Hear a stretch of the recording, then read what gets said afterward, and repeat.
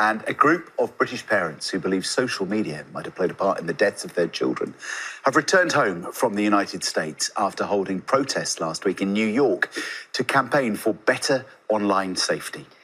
It was quite something, wasn't it? We talked about the protest. You met Harry and Meghan. You raised the profile. You met with American parents who are doing the same kind of campaign. Ellen, as you reflect on it, how are you feeling? What did you achieve?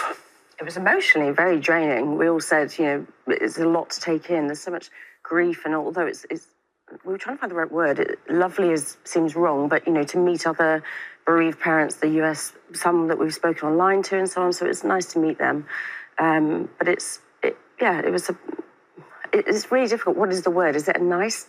It was a lovely event that Harry and Meghan did, but also very emotional. Yeah. Do you feel you're being heard? I don't know. We haven't seen any change yet. So it's all very well talking about it, but until things change, is there any movement forward? We need that to happen. So I guess, Lorin, it's that situation, is it, where you feel like you're doing something, you're taking action, but the thing that you want isn't there yet. And what is it that you're asking for? Yes, the whole event and the whole time we spent there was very powerful and, as Ellen said, emotional. And, it was almost a funereal type march when we were heading towards the protest because we could all feel that. But then we all felt so strongly. And I think what's really important is it shows that this is a global issue. And so working together with all of those other parents, it's not something that just happens in one place or the other. All of our children around the world are facing these issues. And there was one point, so I was holding up one of our posters, just looking up at that big building, who obviously profits so much from our children's addiction to their platforms. And, it was really difficult. It felt powerful, but I wanted to be heard. And at the end of the day, I want proof, as Ellen said, that what we're doing is working, and we want to know that we're being heard. We want to know that changes are being made for our children to be safer. Lorin, people listening to you will hear your accent. You're originally from North America, then you moved here to the UK. This additional aspect that you were alongside American, Canadian parents fighting for the same thing, who'd all gone through the same thing, that kind of international solidarity. Yeah, I felt that was really special, collaborating together. And we were, all these collaborations with you helping us talk about our stories, Archewell Foundation, helping to bring about, the awareness. It's also important that we're talking about it. But for me, I think it didn't feel like home anymore. This feels like my home. And I think what's really important is that we recognize that we need to make changes for all of our children.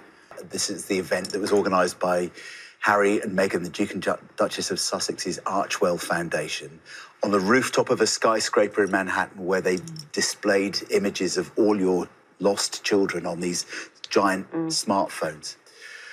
And one of the things, Ellen, that you in particular have been campaigning for is that parents should have the right to access the data from their children's social media and online accounts, because you can't get that information. And isn't that wrong? I was standing right next to you when you were talking to Prince Harry about exactly that thing. And then shortly afterwards, he had a little chat with us. It was away from camera, but he agreed to it being recorded as audio.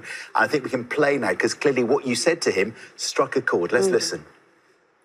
Some of these stories, they're crime scenes, like full-blown crime scenes, and yet these companies are getting away with it by saying we don't need to give you disclosure. For the UK families, some of the arguments that are being made around privacy. So you're telling a parent, you're telling a dad and a mum that they can't have the details of what their kid was up to on social media because of the privacy of their kid. The parents who have seen their kid from the time that they were a child, it's wrong. It's really wrong. What did his support, overt support, and it's unusual to hear somebody in his position going that far. What does that mean to you? Well, he seemed quite shocked, actually, when we were talking about it. He said he didn't have passports and said, it's not that, it's the data is removed after 90 days. So unless we access the data on the server, we don't get to see it. And to have, him say that he supports us in that is great. it felt amazing that they were both showing support, and it resonated because they're parents. And I think you could see that they really want these changes, not just for their children, but for other children as well.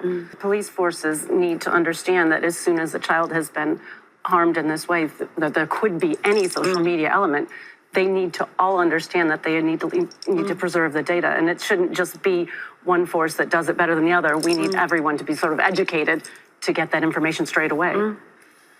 The thing that is really striking having both of you here today, and every parent we were with last week from the UK had a different reason, a different story, a different case. That resonated with me, how many different versions of online harm there are between the drugs, and there's a huge fentanyl problem, and the bullying, as well as the sex exploitation.